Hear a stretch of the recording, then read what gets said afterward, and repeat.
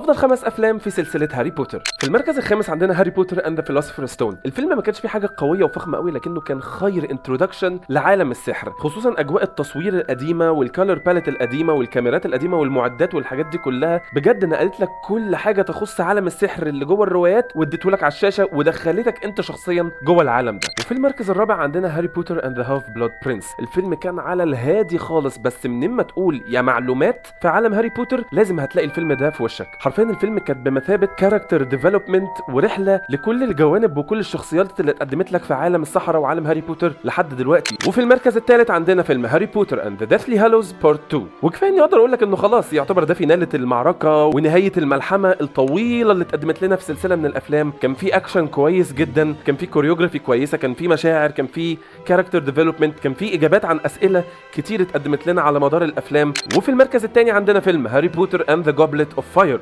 Did you put your name into the goblet of fire, Harry? Dumbledore asked calmly. Harry! I protest! Harry, did you put your name in the goblet of fire? No, sir.